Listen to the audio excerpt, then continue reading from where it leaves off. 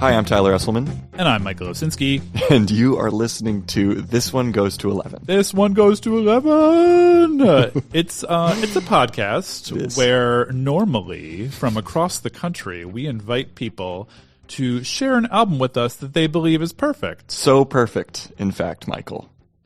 The 10 out of 10 just isn't good enough. It isn't. Just doesn't cut the mustard.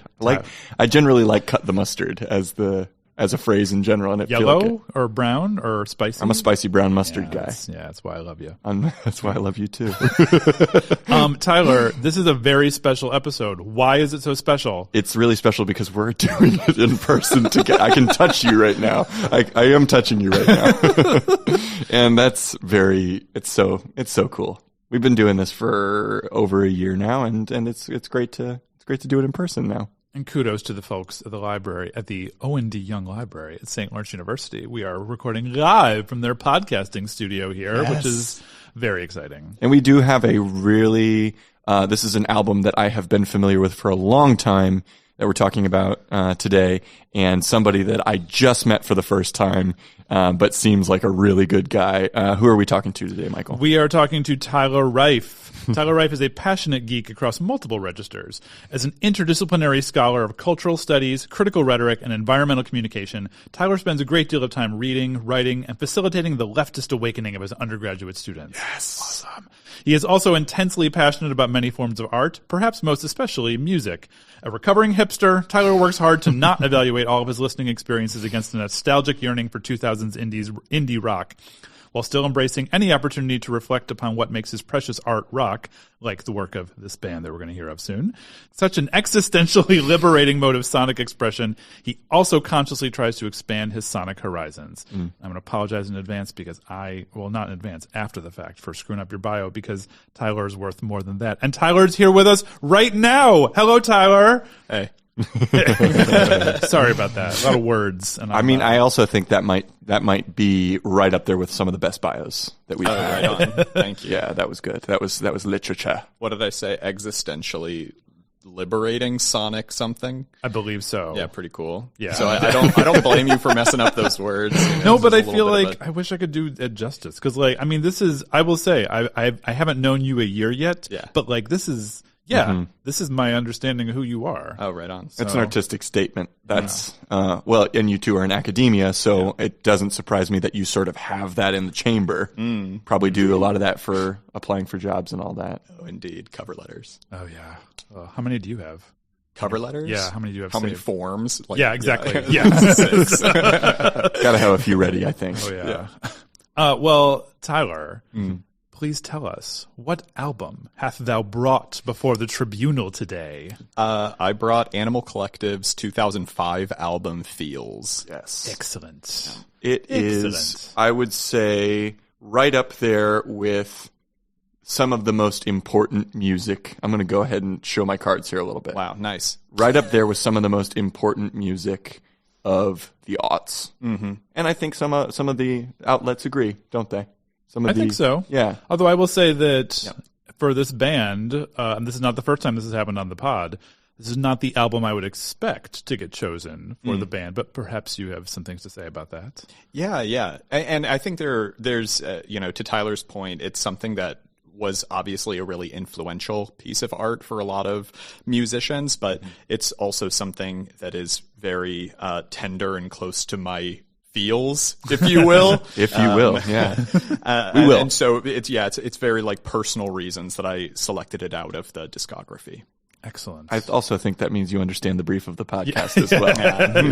I appreciate that. Well, before you make your case, Tyler, we have a segment on our show. I've been told that it's everyone's favorite segment. It is. The focus groups all agree. Okay, all right. It is called The Beginner's Guide to Animal Collective's Feels in 60 Seconds. And this week, the fabulous Mr. Tyler Esselman is going to be presenting that, just in case some of our listeners haven't heard the album or are unfamiliar with Animal Collective. And you will get to evaluate how well he does at introducing our listeners on whatever scale you choose, whatever rubric you can use, You grade things. Colors. It can be, I don't know, bags of popcorn. Yeah. It's totally up to you. It's whatever you feel, and whatever you feel In the moment. In the moment. Cool. We're going to do that all podcast long, aren't we? The word feel. Yep. Feels. You get one more. You get one more. One more? Okay. All right. Well, Tyler Esselman. Oh, I forgot. We got two Tylers in the room. Yep. Tyler Esselman, are you ready? I am ready. All right. We're going to get started in 3, 2, 1, go. Animal Collective is a collection of animals. Those animals are primarily the artists known as Aviateur, David Portner, Panda Bear, Noah Lennox, Geologist, Brian Weitz, and Deacon, Josh Dibb. They forged their friendship at schools in the Baltimore, Maryland area and showed a penchant for musical experimentation and eccentricity from an early age. Recording and playing in various combinations, their signature sound influenced by noise rock, electronica, folk, ambient soundscapes, and psychedelia began to bloom, and at the urging of their management, they took the name Animal Collective as an umbrella moniker for their wide variety of work. Feels, the band's 6th studio album, is notable for its expanded inclusion of artists outside the core collective members, its unconventional guitar sound, and the freedom and freshness exuded by the band. It landed at number 55 on Pitchfork's 200 Best Albums of the Aughts. The band continues to produce all sorts of joyous freakiness and is settling into a role as elder statesmen of experimental, undefinable, outrageous rock. Wow. Right at the time there. That was really good. Thank you. Yeah, nice. I felt good about that one. Yeah, that's good. So, Tyler. Yeah. How do you think I did? Give the first points of the evening. Yeah, I think you did really well. The one thing I actually didn't really know about was that the name Animal Collective came from the urging of their management. Yeah. That was a factoid that I just learned. I know that their first album was released under the name Aviateur and Panda Bear. Yeah. And then the second one, they added Geologist, and then they started morphing into this kind of like who's around at any given time, who's like able to collaborate or can contribute to this vision at any given time. So it's a kind of rotating door. And in any case, really cool. My evaluation was that was great. That was great. Is that boring? That was great. No, I actually kind of like that. I get a big old with a grin, a mustachioed grin. Yeah. That was great. Yeah. Much appreciated. We have a lot of quantitative evaluation on this podcast. We should go more qualitative. I agree. And it fits for this one, right? Like this is a highly emotional album. And I think one of the cool things, I mean, it's called Feels. Yeah. But it's a highly emotional album like we were talking about before. And one of my little addendums to that 60-second intro is I think, in my experience, Animal Collective seems to be like one of those bands that a lot of people have heard of but have never actually listened to. Mm-hmm. Which, I mean, no shame on that, but it seems to me like at this point in the progression of their career, they've kind of gathered that sort of reputation. But we'll talk more about that. Let's talk about you first. Sure. So Tyler Rife, we like to start this out because it really is a storytelling podcast at its core. We like to find out how would you characterize your relationship with music writ large? It's my favorite drug. Ah, yes. It's 500 points. It's something that I turn to induce a particular state of consciousness. And from as early back as I can remember, this is sort of the means by which I was trying to access whatever this sort of like orientation to the world was via music. And so I guess like I've heard people respond to this question by basically going into what was the first piece of music that you heard that made you go like, oh, I can now think about this art form differently. Mm-hmm. And for me, in like middle school, I was somebody who grew up on MTV and VH1, and the first CD that I actually bought was Elefunk by the Black Eyed Peas. Yeah. And I think somebody at some point asked me like, "What's your favorite artist?" And I was like, MC Hammer. So I was just really just grabbing at whatever was really in the air. But the thing that kind of cracked my head open and made me think about music differently was when I first saw the music video for "Float On" by Modest Mouse. Exposed me to a way of doing rock music, you know, in a radically different way than I had really thought about it before.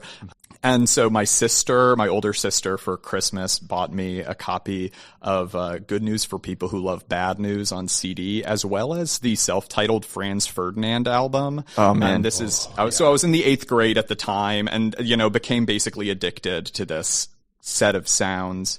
And then I was like, doing stage management for a high school musical, and an older guy who was doing stage manager stuff. I was like curtain boy for Annie, if you're wondering.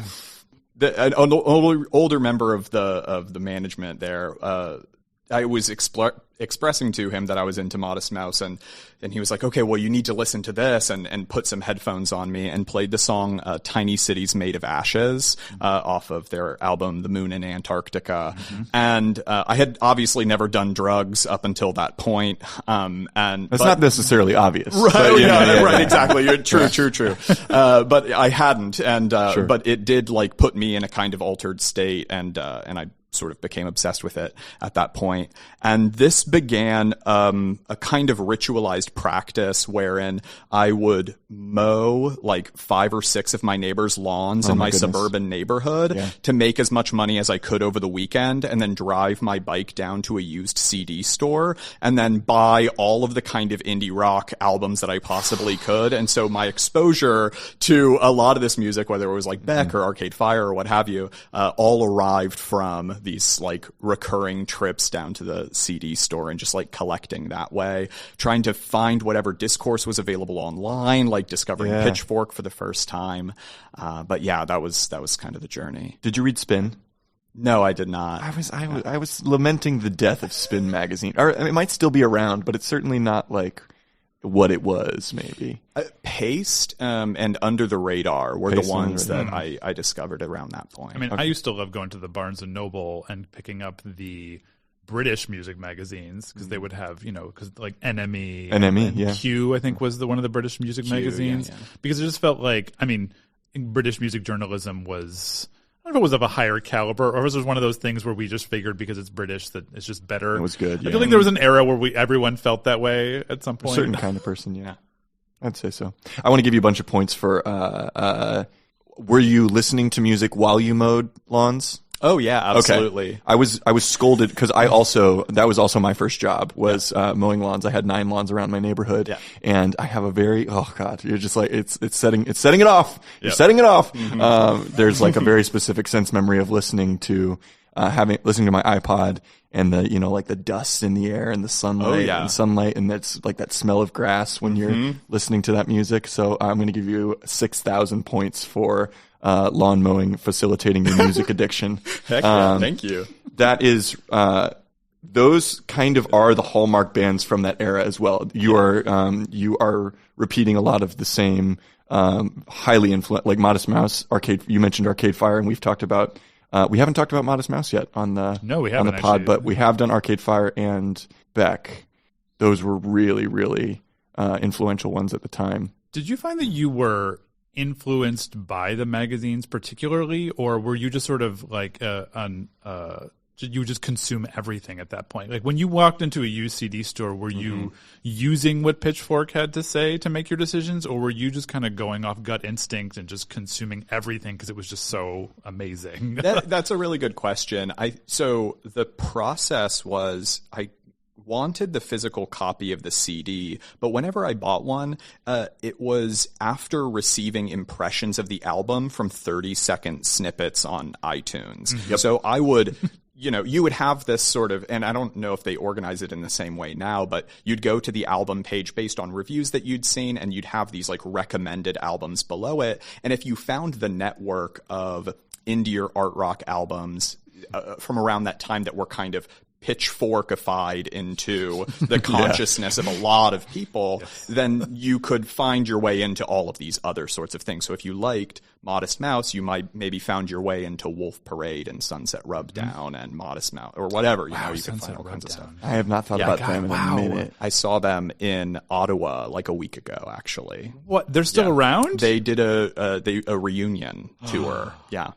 Oh, that's cool. I hadn't even thought. Oh my god! Incredible. I'll show so you long. some. Okay, some we can talk pictures afterwards. later. Yeah. Okay. I got one. Okay, so were you playing music? Did you play music as a kid? No, I was acting. I was in theater. Okay, cool. Yeah. I mean, you're preaching to the choir here.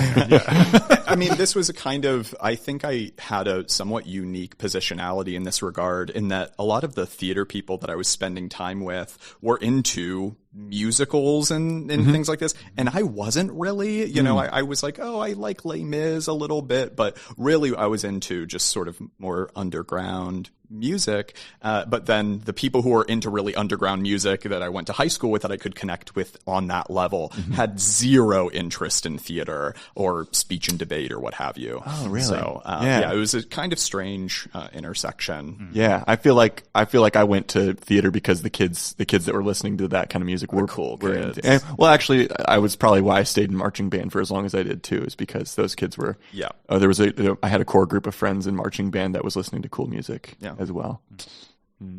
So can you remember how you discovered this specific album, but possibly even the exact moment, if you remember it? Yeah, it's quite vivid. So I mentioned that I was in speech and debate in high school, and I was on my way to what was at the time called the National Forensics League national tournament. So it was called the NFL. It has since changed its name to the National Speech and Debate Association.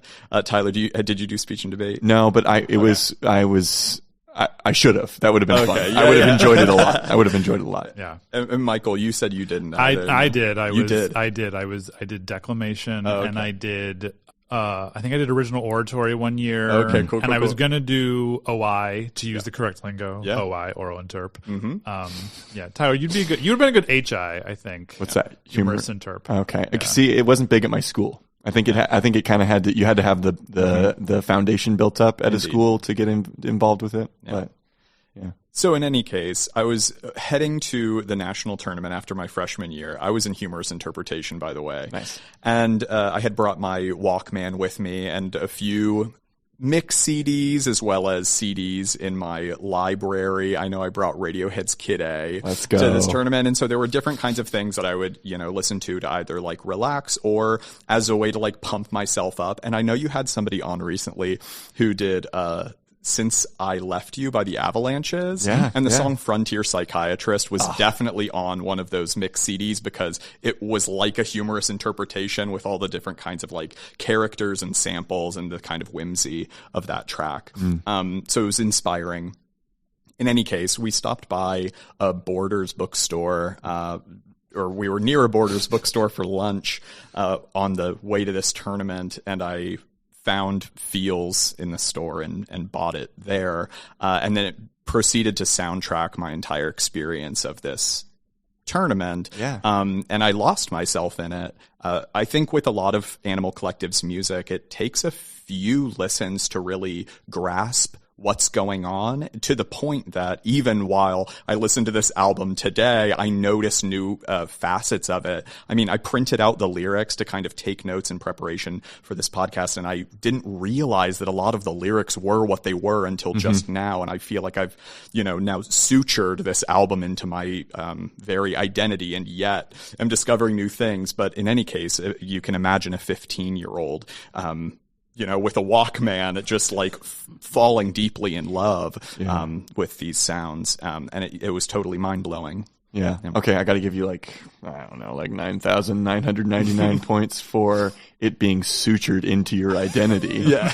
I could give you a whole bunch of other points for that too. So a lot of the other bands and albums that you've mentioned up until now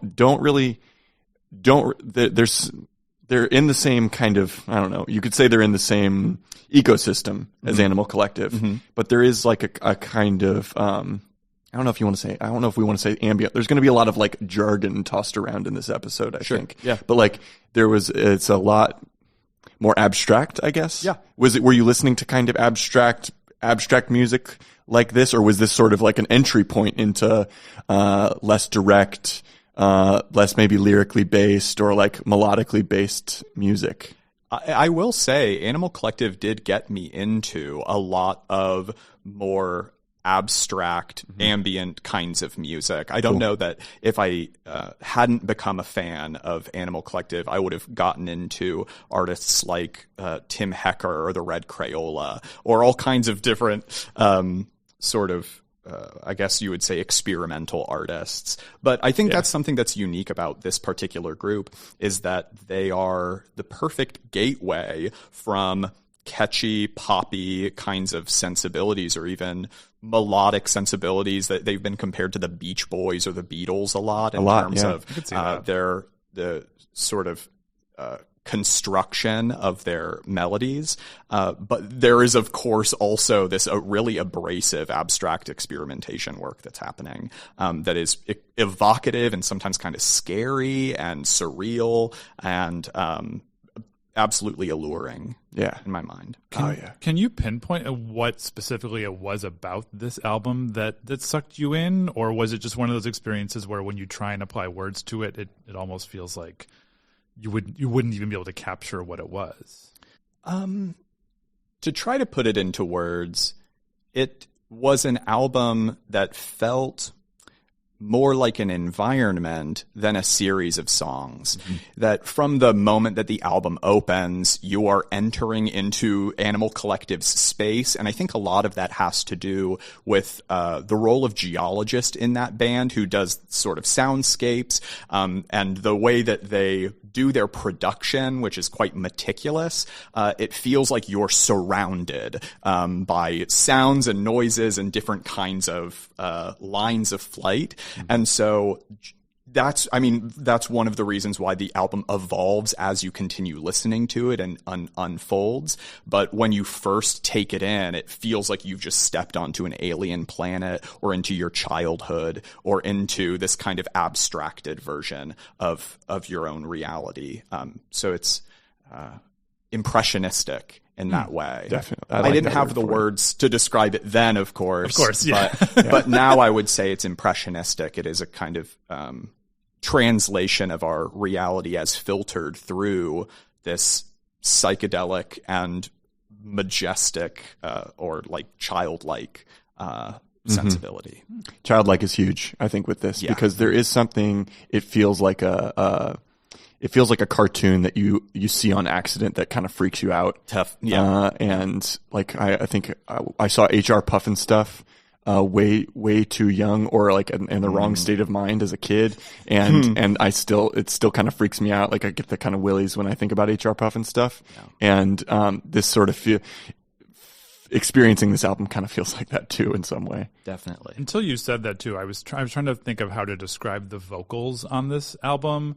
My husband is much better at describing vocal qualities than I am, but now I feel like, so. Yeah, she's got a degree in it and whatnot. But I think to me now, it does sort of sound like adults playing children on the playground. Mm-hmm. Like something about like the way that they sing, like there is that sort of innocence about it, but like it also, because like, I mean, they're not like trained operatic singers or anything like that, but there's something about the quality of their voice that, I mean, it doesn't sound like other rock bands. I was trying to pinpoint what that was, and now I feel like I can describe it a little better. Well, the screaming, like the kind of like, if we're talking about the building blocks of what, and I do want to pick your brain on what you think Animal Collective does really well. So I'm just going to drop that in the pot.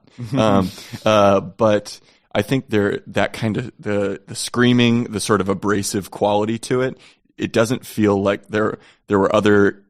This was kind of at the tail end of emo, or this was happening at the same time maybe as emo, really? Yeah. I'd say so. And that sort of harsh quality vocal has a fundamentally different quality to it than Animal Collective's sort of abrasive sound, more abrasive sounds, in my opinion. And also, I would say that Feels is one of the softer of their album, like the gentler of their albums, in my opinion. Yeah, definitely. I mean, at least in contrast to the follow-up Strawberry Jam, which opens with Peace Bone, and it's just kind of like, all right, now we're in a blender. Yeah. Right. It's much more abrasive and metallic. And dried up, whereas this is a little bit more ethereal and dreamy. Okay, so I want to know. All right, so when you were, because you're clearly like somebody who looks at things from like through an intellectual lens. Obviously you're speaking in emotional terms as well. But at the time, were you looking at it in an intellectual lens as well? Was that something you did as a young guy too? Or was it something that you just kind of experienced on a more emotional level, and then maybe the more intellectual processing of your relationship with this album has happened later? It's hard to say exactly. I think I just knew that I loved what I was hearing at the time. That's good enough. Yeah. And that it was, and that I felt everything that was trying to be conveyed. Yeah. I think that a lot of songwriting, especially what was happening in 2005 and sort of like pop music at the time, I think it was like Maroon 5 and different things like that, that were really big, were sort of taking cues from a history of pop songwriting to try to create these sorts of emotional states. Whereas here, it was just like jumping off the deep end into, intense expression. I mean, that's what's childlike about it. It's emotive in a way that like a child emotes or kind of like chases one particular like strain of feeling. And so that resonated with me. It felt vulnerable and unabashed and risky. And there are moments that maybe sound, I guess you would say, kind of ugly and are really beautiful because of those imperfections.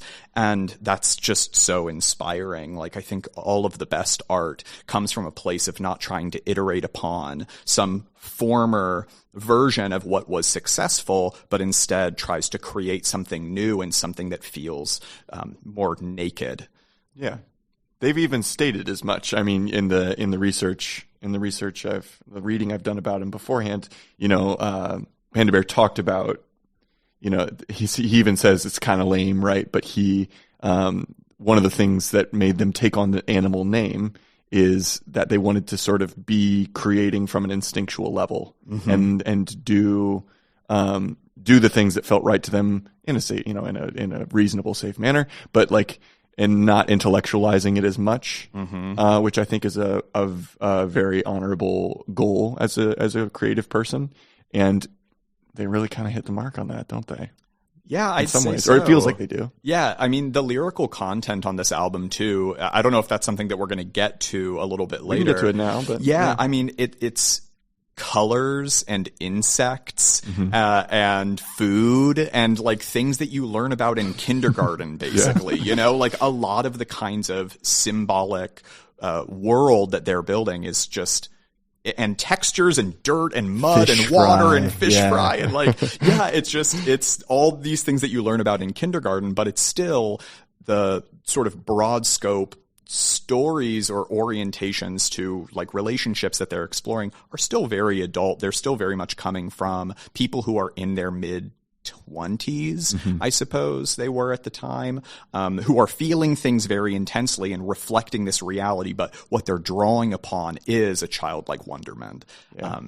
It feels like the album art even kind of reflects that. Like I'm looking at the album right now and I wish I could make it bigger on my phone right now, but it looks like children playing, but also there's this sort of like carefully constructed collage like quality of it. And even the way that the title is written does not look like adult hands have written that. Yeah. Right. And the children are crying purple tears and there's a decapitated child's head and there's like, there's some scary kind of Henry Darger sort of visual stuff going on. Oh, sure. yeah. They said it was Dave found a children's educational guide. Oh, okay. I don't know exactly what that means. It could mean anything. That sounds weird. That sounds like... It makes me think of like Highlights magazine. Like he found some kind of fucked up Highlights magazine Totally. That makes sense. I'd buy that. Yeah. Well, should we listen to something? What do you think, Tyler? Should we listen to something? Yes. We're going to listen to... what have you chosen as your standout track? I chose the song Banshee Beat, which is, I believe, track 7. All right. Or 6. It's track 6. All right. Well, why don't we listen to it and we'll talk about it when we come back. Yes. That's the end of part 1. If you access this episode via our YouTube playlist, you're about to hear our guest's standout track. If you'd like to jump ahead to part 2, you'll find a link in the description of this episode.